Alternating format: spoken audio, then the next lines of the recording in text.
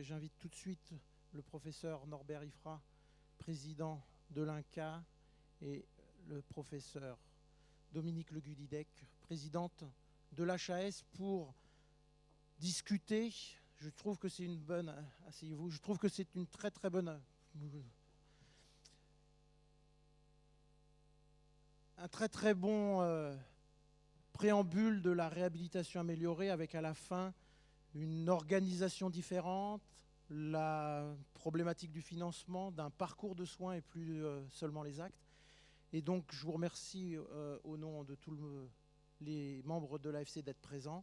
Je m'excuse pour le retard et on sera à la fin 17h30 pétante, donc une demi-heure de table ronde sur la pertinence des soins. J'avais quelques diapos d'introduction que je ne vais pas passer. Je ne vous présente plus, je vous remercie d'être ici. Nous sommes le lendemain d'annonces qui vont changer pratiquement ce que l'on va discuter, la pertinence des soins. Il va falloir probablement mettre des choses en musique. Et donc ma première question que je vais poser à vous deux, on parle de pertinence de soins, on dit qu'environ 30% de soins chirurgicaux ne seraient pas pertinents en France. On met donc en balance les risques induits pour les patients, le coût que cela entraîne. Pertinence des soins, j'en entends parler depuis de nombreuses années. Je pense qu'il y a des choses qui ont été faites. J'aimerais votre définition de pertinence des soins. Est-ce que c'est la même chose que qualité des soins, de pertinence des actes, de qualité des actes, de valeur en santé? Quelle est pour vous la définition d'un acte médical pertinent? Madame Le Gudidec. Honneur aux dames. Excuse-moi Norbert. Bonjour et merci donc de m'avoir convié à cette table ronde. Oui, en effet, c'est bien de remettre un petit peu des définitions, même si on parle tous un petit peu de la même chose. Nous avons tendance à parler de qualité des soins et à l'HAS, nous avons tendance à parler de qualité des soins quand on voit les choses sous la forme globale, c'est-à-dire aussi bien qualité organisationnelle des structures, coordination des parcours, sécurité des soins, et garder le terme de pertinence des soins à l'aspect le plus médical, c'est-à-dire à l'indication ou la non-indication d'un soin, d'un acte. Donc vous savez la définition la plus courante, le bon soin pour le bon patient au bon moment dans le bon endroit, qui est une bonne définition. Moi j'aime beaucoup celle de la Rand Corporation, c'est l'université de Los Angeles, et je la relis toujours parce que j'en oublie sinon un bout, et je vais vous expliquer pourquoi elle est extrêmement intéressante. Un soin est approprié quand le bénéfice escompté pour la santé est supérieur aux conséquences négatives attendues d'une façon suffisante pour estimer qu'il est valable d'entreprendre la procédure indépendamment de son coût. Et vous voyez là qu'on est un petit peu loin de l'efficience, et c'est pour ça que les mots ont un sens et qu'il faut garder à pertinence le terme. Et puis toute la littérature internationale a ces définitions-là, donc moi j'ai l'humilité de penser qu'il vaut mieux faire comme les autres de ce côté-là. Et puis pour ajouter tout de suite que vous voyez que le point important, c'est que c'est indépendamment du coût. C'est-à-dire qu'il n'y a pas de notion économique d'efficience, mais ce qui ne veut absolument pas dire que la non-pertinence n'a pas des conséquences économiques. Et la non-qualité a des conséquences économiques, que ce soit dans l'inadaptation, l'inappropriation de l'acte, mais par exemple dans la non-qualité d'un acte et tous les événements indésirables qui peuvent s'y associer. On pourra ensuite discuter sur la surutilisation ou la sous-utilisation, parce que là encore dans le langage courant on a tendance à assimiler pertinence et gaspillage, non pertinence et gaspillage, c'est-à-dire surconsommation, alors que nous sommes persuadés à l'HAS que la sous-consommation est tout autant délétère pour le patient, pour la qualité et même pour les finances publiques, puisqu'il n'y a qu'à regarder l'exemple de la prévention et du dépistage ou du non-recours aux soins pour les gens qui n'y arrivent pas. On a vu un rapport récemment qui montre que ce sont les femmes et les femmes seules qui renoncent le plus souvent aux soins. Donc le renoncement aux soins est aussi une cause de non-qualité et de non-pertinence. Merci Dominique. Je vais dire exactement la même chose avec d'autres mots. Forcément, puisqu'on pense pareil. Finalement, ce sont, avec l'appui évidemment au fur et à mesure, notamment méthodologique, et à chaque fois qu'elles en ont besoin, des agences que nous représentons, les sociétés savantes, qui définissent ce qui doit être fait dans une situation et ce qui ne doit pas être fait. C'est ça ce qui est pertinent. Et ensuite, la qualité, c'est plutôt la façon dont c'est fait, bien entendu. On est dans des registres qui sont complémentaires. Et le bénéfice, il est d'abord dans ce que le malade va en tirer, comment il va profiter d'un geste qui a été indiqué et évidemment aussi qui a été bien fait. C'est ça la pertinence du soin. C'est ne pas imposer à un malade, par exemple, une chimiothérapie de plus lorsqu'on est dans une logique de chimiothérapie, alors que tous les éléments ont montré qu'ils étaient guéris. C'est ne pas, je sais qu'ici je parle à des convaincus, mais c'est ne pas opérer un malade qui n'en a pas besoin. Voilà. La qualité, c'est la façon dont c'est fait. C'est un peu dit différemment, mais je crois qu'on est vraiment très proche. Vous avez parlé de 30%. En fait, ces chiffres sont sortis de la littérature internationale, où à peu près tous les pays qui font des études d'écart au référentiel, aux recommandations de bonnes pratiques, tombent sur à peu près les mêmes chiffres d'inadaptation des soins par rapport à la bonne pratique. Avec les nuances qu'il faut toujours mettre, c'est qu'en médecine, il n'y a pas de règle absolue, c'est pour ça que rien n'est opposable. On s'adapte à des situations cliniques qui sont variables. Mais avec aussi une conséquence qui est que cette non-pertinence, comme je vous le disais, a quand même un coût important et que dans une enveloppe fermée comme nous sommes aujourd'hui, eh bien, gagner sur la pertinence, ça permet de payer d'autres choses, dont l'innovation. Alors, du coup, deux questions, vu que ça a déjà été un peu abordé, la place du patient. Pertinence, donc je disais, ça fait un moment qu'on en entend parler, donc je suppose que vos deux agences ont déjà travaillé. Qu'est-ce qui a déjà été mis en place? Qu'est-ce qui est déjà dans les tuyaux pour l'évaluation et les recommandations? Donc c'est la première chose. Et puis la deuxième que je vais enchaîner tout de suite, vous parliez des patients, le bénéfice aux patients. Comment vous voyez la place de cet acteur qui est le centre, le patient, dans les indicateurs d'évaluation de pertinence? Quelle est sa place? Alors, sur ça, effectivement, l'Institut national du cancer, mais comme la Haute Autorité de santé, a travaillé avec les acteurs, avec les sociétés savantes, s'installent des livrets de recommandations, grande maladie par grande maladie, qui permettent d'avoir des éléments de consensus remis à jour très régulièrement, c'est-à-dire que au moins une fois par an, on regarde avec les acteurs, si on considère ou non qu'il faut refaire le document et le remettre à jour. Ces documents, ils sont écrits différemment pour trois types de lecteurs, qui sont d'abord les spécialistes, les médecins généralistes et aussi les malades. Ce sont des éléments dont, je crois, la force la plus importante, c'est la rapidité de mise à jour et la qualité, notamment vis-à-vis de l'analyse des liens et ou conflits d'intérêts auxquels nous nous attachons au moment où nous produisons le document.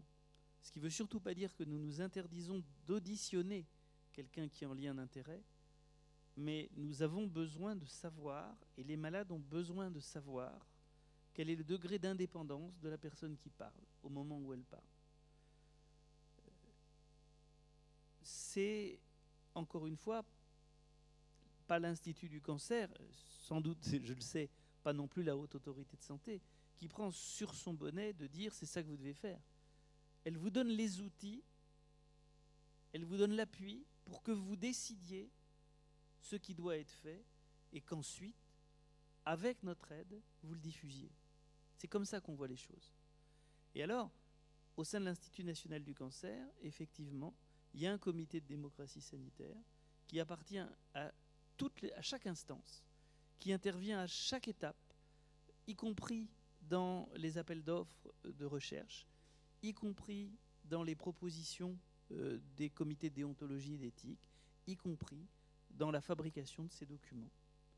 C'est comme ça que nous voyons les choses, mais ça ne veut pas dire que ça nous exonère les uns ou les autres de l'analyse critique de ce que nous avons produit. Un document, sa mission première est d'être dépassé. Ça veut dire qu'il a rendu service.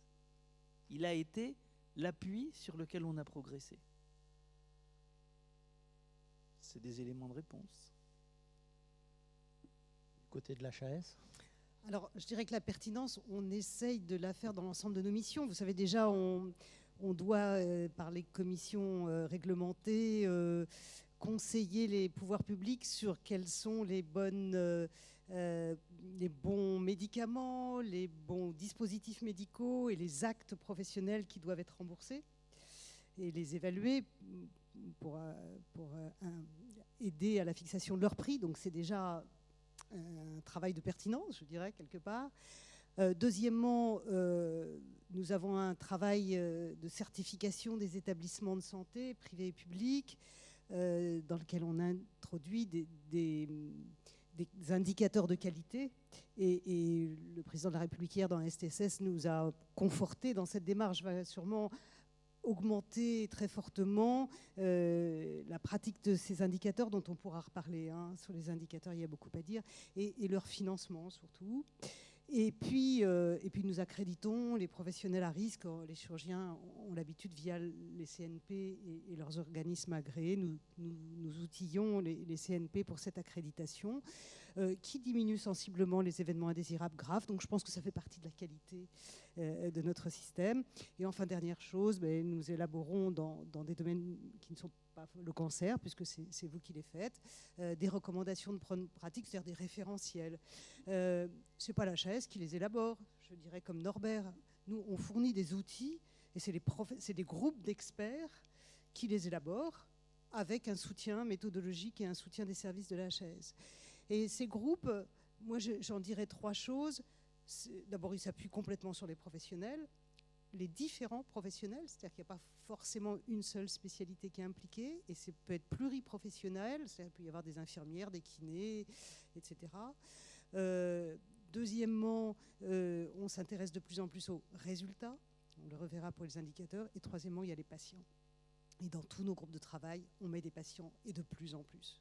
Et des patients dans les commissions réglementées, des patients experts dans tous les groupes de travail. Je crois que c'est extrêmement important. Alors après, qu'est-ce qu'on fait ? On choisit avec la DGOS, avec la CNAM, avec les sociétés savantes, des thèmes prioritaires, parce que c'est là où on pense qu'il y a le plus de mésusages. Et puis, on élabore des messages, on élabore des indicateurs sur ces aspects-là. Je vais être un peu provocateur et vous titiller.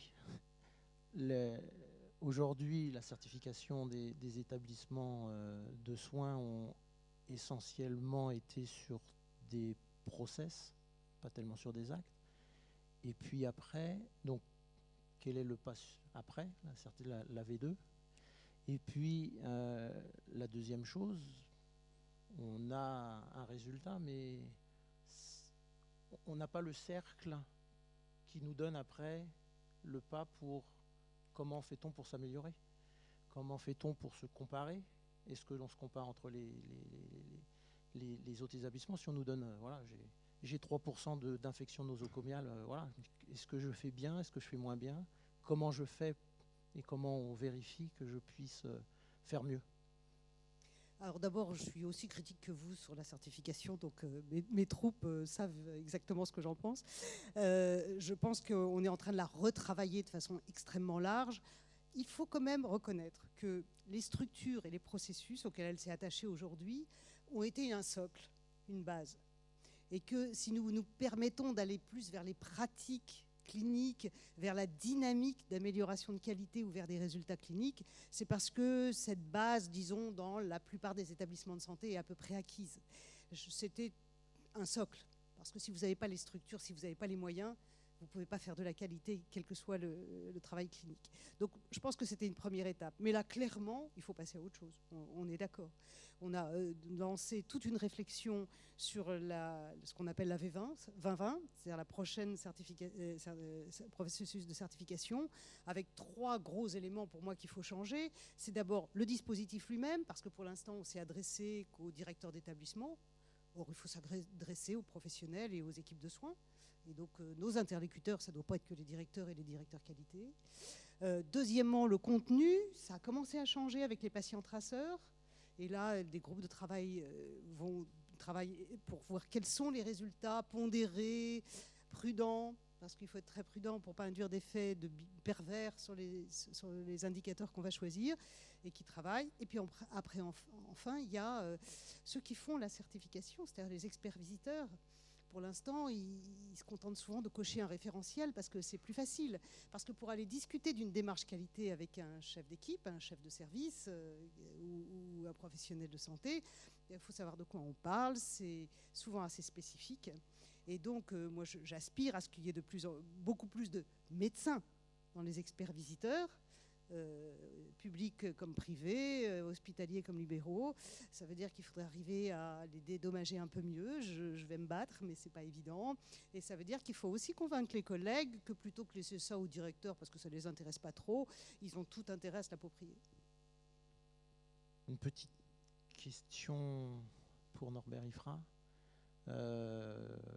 Juillet dernier, dans la presse, un seuil pour la prise en charge du cancer du sein avec des seuils qui sortent, avec des résultats à 5 ans de survie totalement différents. L'année dernière, à l'AFC, sur la chirurgie du pancréas, il y avait une étude avec une mortalité post-opératoire aussi avec certains seuils. On en est où? On évolue vers quoi? Ou on évolue vers rien? 2018 est l'année de la proposition au ministère par l'Institut national du cancer de nouveaux critères d'autorisation des établissements. L'Institut national du cancer propose des critères, les discute et les défend.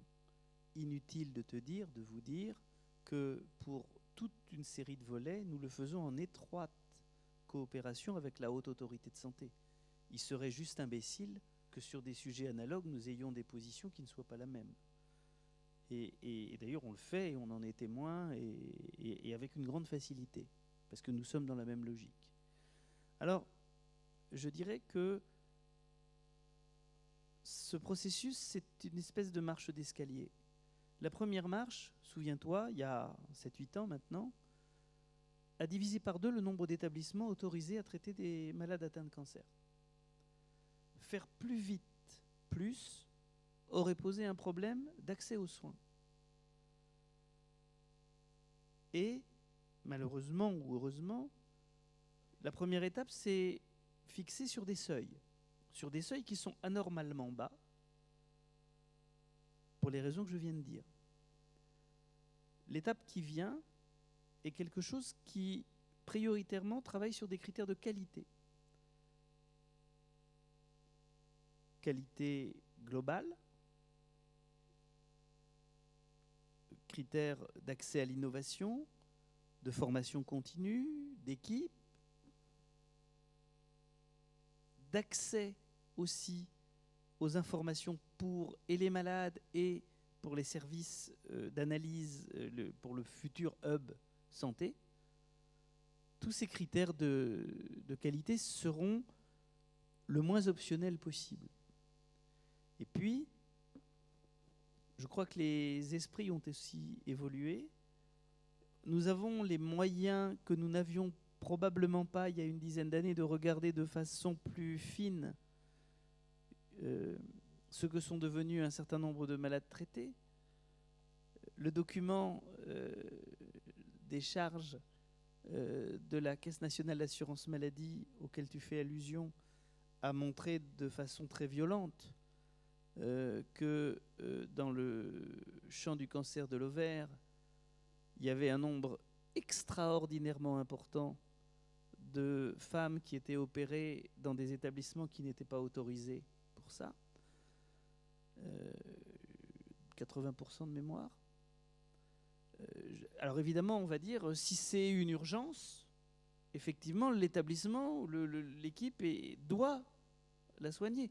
Mais alors, si 80% des diagnostics de cancer de l'ovaire sont faits à l'occasion d'une complication d'urgence, il y a quand même, alors pour moi, besoin de réapprendre la médecine telle qu'elle est moderne, mais pour vous aussi, probablement, besoin de reformer les gens sur des diagnostics plus précoces.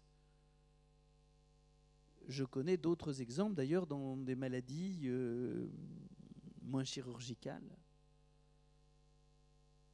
Et ça, on parlait de mortalité immédiate.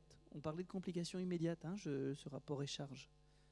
Pour le cancer du sein, c'est un peu plus compliqué parce que, d'une manière un petit peu abrupte et lapidaire, les auteurs ont considéré que la mortalité à 3 ans était directement et exclusivement liée au geste chirurgical. C'est accorder peu de crédit à l'efficacité de la radiothérapie et de la chimiothérapie. Néanmoins, ils ont fait avec les moyens qu'ils avaient, et c'est une tendance lourde. Donc, je crois que les critères d'autorisation vont évoluer, je dirais, globalement, d'une logique par appareil vers une logique par organe, particulièrement là où c'est très sensible. Pancréas, œsophage, ovaire, quelques autres, parallèlement à ces critères généraux de qualité. Voilà ce que je peux te dire. Très clairement, cette démarche, on l'a faite avec vous. C'est vous qui nous avez fixé ces éléments de recommandation. Et j'en profite pour redire qu'il ne faut pas mal interpréter ou surinterpréter ce qui a été dit hier sur cette gradation des soins. De la même manière que on connaît les antalgiques avec leurs 3 paliers, mais qu'un malade qui a une fracture spontanée sur myélome, on sait d'emblée que rien d'autre que les morphiniques, associés d'ailleurs à de la chimiothérapie, va le soulager. Ça ne sert à rien de le laisser souffrir en attendant que le palier 1 puis le palier 2 ait démontré une inefficacité dont on sait qu'elle est obligatoire. De la même manière, dans un certain nombre de ces maladies, de ces situations que vous nous aidez à définir, ben le malade, il doit d'emblée aller dans l'équipe où il y a et l'expertise et le plateau technique qui va lui offrir les meilleurs soins le plus vite possible. Je ne sais pas si je t'ai répondu. Je peux donner quelques compléments côté HAS. Oui, en effet, nous travaillons avec le ministère sur des déterminants qualité et sécurité pour essayer d'appuyer la politique publique sur des éléments le plus scientifique, le plus tangible possible pour fixer des conditions d'autorisation d'exercice de certaines activités. Nous avons été saisis prioritairement sur la chirurgie, l'obstétrique et les soins critiques. Et puis, il y aura une deuxième vague. Enfin, il y a un planning qui est fait. Voilà, donc c'est vrai que c'est un sujet d'actualité. Néanmoins, je voudrais le pondérer un tout petit peu en introduisant, on est tous absolument d'accord sur la relation, parce que toute la littérature internationale le dit, sur la relation qui existe, quasi linéaire, entre le nombre d'actes faits et la morbimortalité ou la qualité des soins appréciés par différents déterminants. Par contre, aucune littérature, sauf pour quelques chirurgies très spécifiques et très spécialisées, ne donne vraiment de seuil. Donc la linéarité, elle existe, mais après, il faut déterminer des seuils. Et nous pensons qu'après une analyse complète de la littérature, qu'il n'y a pas que le nombre, il n'y a pas que le volume d'actes. D'abord, il faut vérifier, est-ce que c'est l'équipe, est-ce que c'est le chirurgien? Ce n'est pas toujours évident, selon la procédure. Et deuxièmement, il faut entre en ligne de compte la structure, l'équipement de la structure, le niveau de gradation de la structure, et puis l'expérience des professionnels. C'est-à-dire que dans la littérature, on a parfois des contre-exemples. L'expérience de l'équipe Et le travail en équipe, par exemple, est extrêmement impactant pour la qualité et les résultats. Donc, il faut considérer le territoire et quel est le recours, à quelle distance il est, quel va être le renoncement aux soins si jamais on supprime des équipes. Donc, vous voyez que nous pensons qu'il s'agit de décisions multifactorielles avec le volume, mais pas que, à pondérer intelligemment territoire par territoire. C'est une dernière question parce qu'on se rapproche de la fin.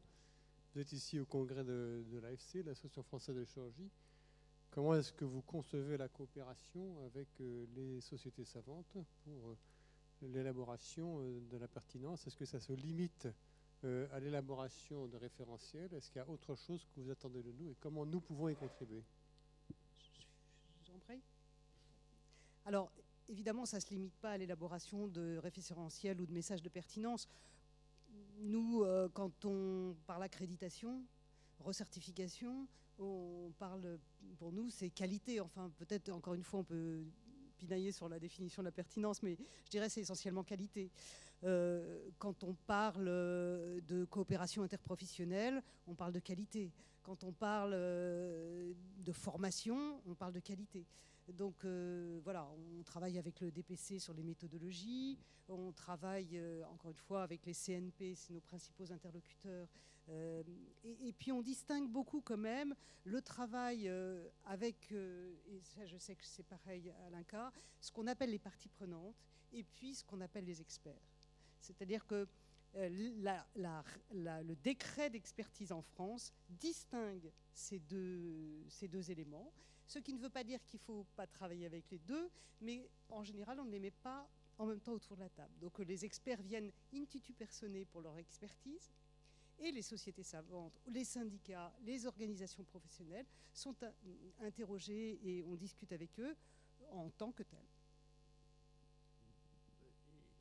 Évidemment, je suis d'accord. Et surtout, je ne t'étonnerai pas, je ne vous étonnerai pas ni l'un ni l'autre si je vous dis que quand on les reçoit séparément, nous avons des informations très, très nuancées par rapport à ce qu'ils disent ensemble. Un mot de... J'ajouterais un tout petit truc, c'est que depuis cette année, nous faisons une analyse nationale des événements indésirables graves. Alors là, si j'ai un message à passer, soyez sérieux, remplissez les EIG, allez sur la plateforme. Parce que quand on voit le nombre d'EIG déclarés en France, c'est une obligation légale, je rappelle, hein. En ville comme en établissement de santé. Il y a de quoi rire. Or, je peux vous dire que c'est la première année donc, que nous remontent les EIG des ARS, c'est la première année que nous en faisons une analyse systémique, et vous n'imaginez pas à quel point c'est riche d'enseignements. On a eu seulement 10 événements qui nous sont remontés par les SAMU. En 10, on avait compris beaucoup de dysfonctionnements. Ça permet après, non pas de sanctionner, ce n'est pas du tout notre but, ça permet après d'avoir des plans d'action pour éviter que ça se reproduise. Donc je crois que c'est notre intérêt à tous d'améliorer la culture de sécurité. Et là, je donne un message, si je peux me permettre de profiter de cette tribune, s'il vous plaît, les EIG, c'est vraiment important. Nous sommes un des derniers pays développés sur la culture d'analyse des EIG. 2000%, nous ne cherchons pas de coupables, nous cherchons des solutions, nous cherchons à repérer des procédures qui sont améliorables. Alors, juste pour être dans le temps, 1 minute chacun, justement, c'est un problème aussi de culture. Comment vous voyez pour que nous, professionnels, on se mette à cette culture de la qualité?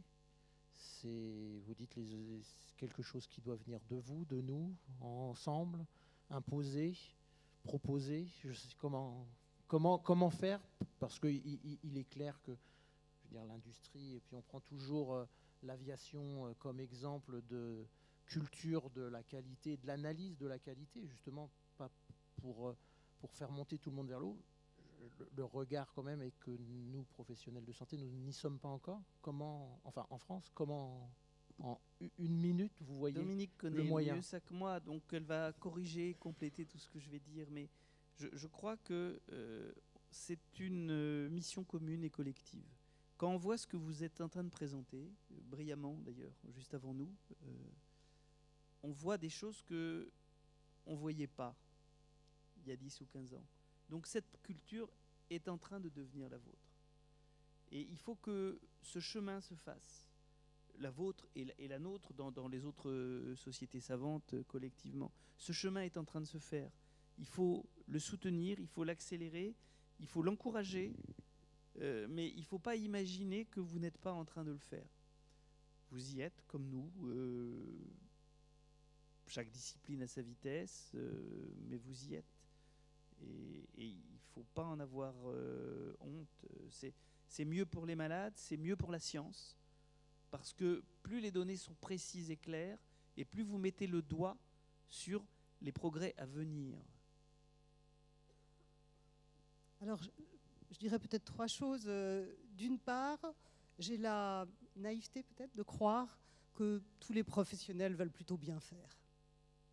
Et que quand on donne des bons outils aux professionnels, ils ont plutôt envie d'être dans des bonnes pratiques. Alors après, il y a ceux qui sont pour les incitateurs, incitatifs financiers, etc. Et il y a ceux qui sont pour ne pas briser l'incitation intrinsèque, je dirais. Voilà, on peut en discuter. Il ne faut surtout pas avoir de mécanisme contre-incitatif. Par exemple, ce que je considère, moi, c'est ce qui se passe à l'hôpital actuellement sur la baisse du coût des séjours tous les ans, qui oblige tout le monde à faire beaucoup plus tous les ans, juste pour maintenir ses ressources. C'est juste contre-incitatif à la pertinence et à la qualité. Donc il faut essayer de ne pas avoir au moins de mécanisme contre-incitatif à la qualité. Et puis, troisième chose, je parlerai des patients. Je pense que petit à petit, et là aussi nous ne sommes pas très en avance, nous commençons à intégrer les patients dans les commissions, dans les groupes de travail, dans les indicateurs que nous allons recueillir, leurs indicateurs sur les résultats vus par eux, combien de temps ils ont remonté un escalier après une prothèse de hanche, combien de temps, enfin voilà. Et je crois que le regard des patients, quand il est intelligent, il ne s'agit pas d'Uber, il ne s'agit pas d'étoiles. Quand il est intelligent, il fait progresser la qualité et il responsabilise tout le monde, les professionnels et le système. Bien, pour être dans les temps, je vous remercie beaucoup. Votre présence ici est justement pour enclencher cette dynamique de la pertinence, de la qualité. Merci beaucoup et je vous accompagne. Merci à vous. Sous les applaudissements. Voilà.